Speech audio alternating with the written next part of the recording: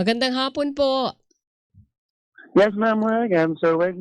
Good afternoon po sa pag-imbita sa atin sa Dr. Oo. PT Philippines. Opo, salamat Eto, na marami sa may oras. dati nahuli tayo, palagi natin nakakausap ang NPTA. Problema natin, napupunta tayo sa usapin ng karahasan ng mga estudyante, hindi Yes, ba? oo. Kung may At narito na problema. naman tayo, Sir Lito. Ang usapin naman ngayon ay pamamaril sa Ateneo de Zamboanga University.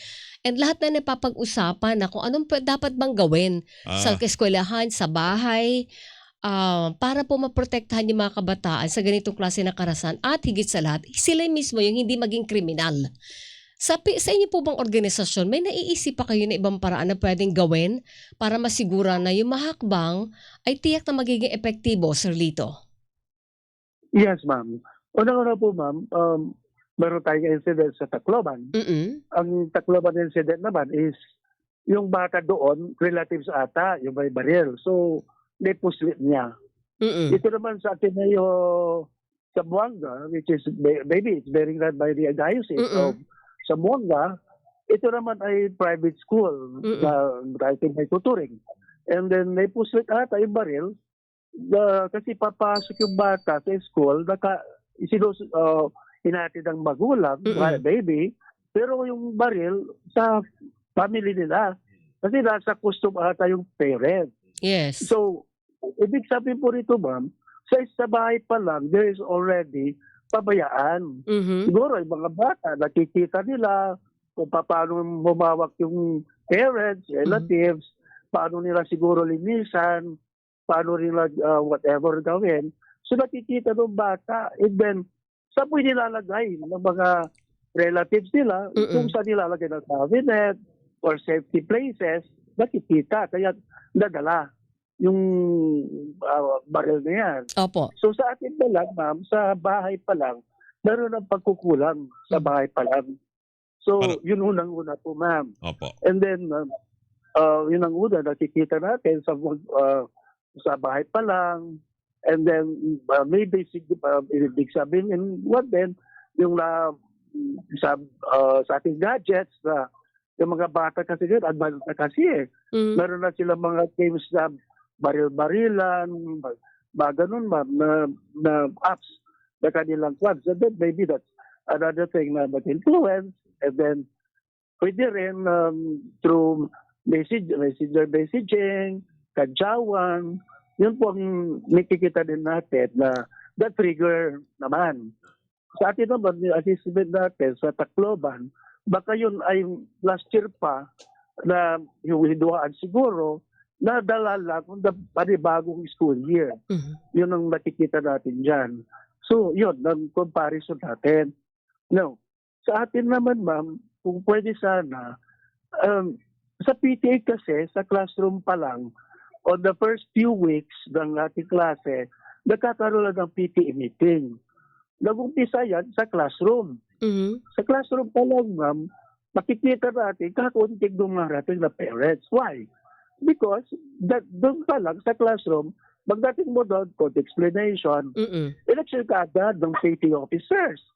After that PTA meeting, nandiyan na yung projects, na kailangan may teacher, electric fund last year, electric fund this year, cabinet last year, cabinet this year. So, kakunti contribution. Pagdating na naman sa school PTA after few weeks, election naman sa school PTA. Yon, sa school na. Pagdating naman sa school, ilalatag na naman kung ano projects para sa school within the premises. Repair of canteen, repair of CR, waiting shed, ganun. Kaya lang nakakalimutan ng ating mga PTA from the school na sana magkaroon ng seminars. Yun ang sana. Ako natin. Ako naging president noon, nagkaroon ako ng seminars. No, pwede naman sa anti-bullying act natin or kaya mental health. Kasi hindi naman pwede na magkaroon, dapat parents and the students, learners, sasali sila sa seminar with regards to that. Ngayon naman, instead na gugulin sa ganong general membership meeting sa PTA, gawin na lang ng slight seminar, papyaw, na half day, hindi Opo. naman kunin yung merienda, pancham, and mga cupcake, gano'n Opo. siguro. Kunin na lang sa imuwi Okay. ng So, ating mga parents. Gano'n po. opo. So, at least mga suggestion nyo ho yan para ho sa mga magulang. Ano? Sa eskwelahan ho, meron nung nagsasuggest para lang ho sa dagdag seguridad. Pabor ho ba kayo na dagdagan ho at isama na rin mga tanod sa pagbabantay, partner? I think DILG suggest yan. Tanod daw magbantay sa mga eskwelahan para masiguro na wala hong nakakalusot ho doon ng mga hindi ka nais-nais na bagay. When regards to tanod, sir, ano po? Opo. Pag tanod kasi, sir, ang horaryong yan, depende sa barangay. Small barangay, 800 pesos to Opo. 1,000 above. And then, depende po yan sa laki. So, titingnan natin, sir, paano kung magkaroon ng incident ng ganyan? Oo. Sinong mananagot? Kung tinamaan yung tanod, walang insurance yan from the barangay. Okay. Yun po. Okay. Kaya naman, yun ang tinitingnan natin. Angulo, pag nagtatanod, yung walang insurance yan eh. From 800 to 1,000 pag maliit. So Hindi ang sa inyo, 3,000 monthly yan. ang pambayad baka tsaka yung insurance dapat kung may magbabantay man tanod. Opo. Kasi wala eh. Okay. Kaya kung minsan, makita barangay, Oo. naka-schedule lang yung tanod. Mhm. Once a week, Oo. ganun po yun. Kasi sa mga Now, eskwelahan ngayon walang bantay, lalo pag public wala eh. Wala. Walang security. Ngayon pa lang maglalatag security ang guard. maglalatag ang DepEd. Oo. Kasi nakita nila yung mahigpit na Importance. pangangailangan. Lalo na Yes. doon sa malalaking eskwelahan. Malaki. Malaking schools. Oo. Daming estudyante Well, nun. Yes. sir, ma'am. Mm. Yes, sir.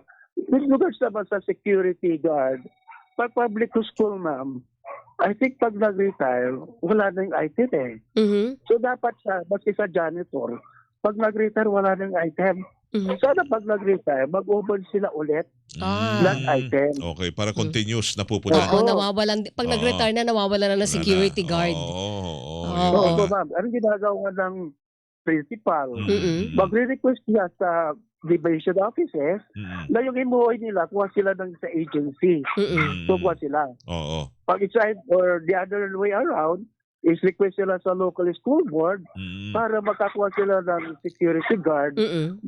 on a job order basis, which is Ayun. 10,000 at the Oo. most.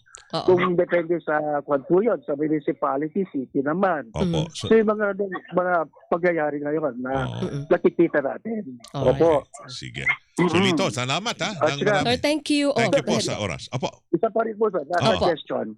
Instead na knapsack, sir, meron naman tayong mga transparent. Ayun, no, Mhm. may mga Mga transparent folder, transparent attache case na bibili natin ng mga plastic. Opo. Para kung mga transparent, yun na lang po gamitin. Para may, di ba meron na bibili na plastic na folder, envelope. And then meron mga parang attache case na nabibili transparent.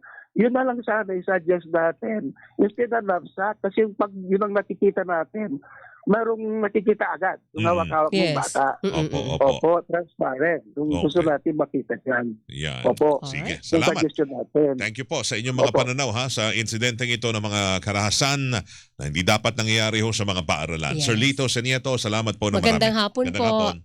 Yes, sir. Sir Wake and Ma'am Thank Wen, you. thank you very much. Thank po. Thank you, you. sir. Si Ginong Lito Senieto, Vice President